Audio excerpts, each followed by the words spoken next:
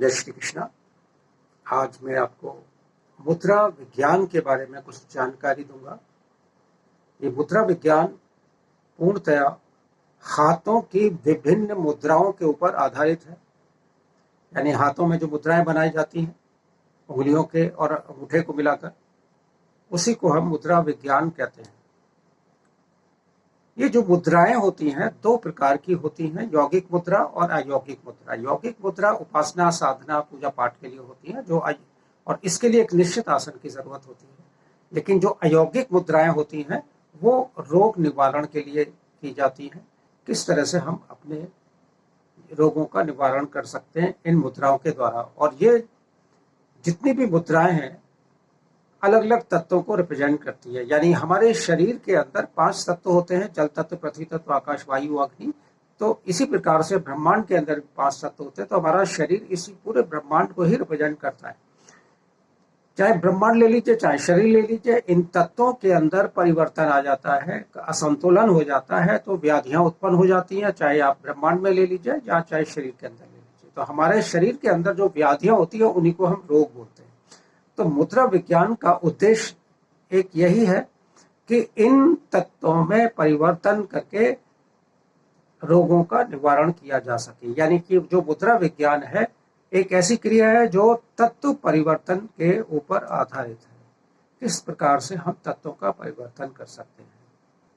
आमतौर से इन मुद्राओं का जो समय है वो 45 मिनट्स का है, लेकिन अलग अलग समय का निर्धारण है इसके अंदर कि कोई 15 मिनट के लिए की जाती है, 16 मिनट के लिए, कोई 18 मिनट के लिए की जाती है। तो अलग अलग मुद्राओं का एक अलग समय निर्धारित है। दूसरी इंपॉर्टेंट बात कि कोई भी मुद्रा खाने के बाद नहीं की जाएगी, खाने के तुरंत बाद नहीं की जाएगी। एक अपवाद है वायु मुद्रा, जो पेट के लिए की जाती है, तो उसको हम खाने के बाद कर सकते हैं, वरना कोई मुद्रा खाने के बाद नहीं की जाती। इस चीज का खास ध्यान रखा जाए। हमारे हाथों की उंगली अलग अलग तत्वों को रिप्रेजेंट करती है। यानी अंगूठा अग्नि तत्व को रिप्रेजेंट करता है, ये इंडेक्स फिंगर है। तर्जनी उंगली ये वायु तत्व को रिप्रेजेंट करती है। मिडिल फिंगर है मध्यमा, ये आकाश तत्व को रिप्रेजेंट करती है। और इसके बाद दूसरी जो उंगली है अनामिका, ये पृथ्वी तत्व को रिप्रेजेंट करती है। और जो सबसे छोटी उंगली है कनिष्ठिका, ये आपके जल तत्व को रिप्रेजेंट करती है। इन उंगलियों के अग्रभाग को अगर अंगूठे के अग्रभाग से मिलाते हैं तो जो भी संबंधित उंगली का जो संबंधित तत्व है वो स्थिर हो जाता है। और यदि किसी भी उंगली को अंगूठे की जड़ में अगर हम रखते हैं, उसके आधार पर लगाते हैं, तो उंगली से संबंधित तत्व का ह्रास होता है, यानी कि वो कम हो जाता है।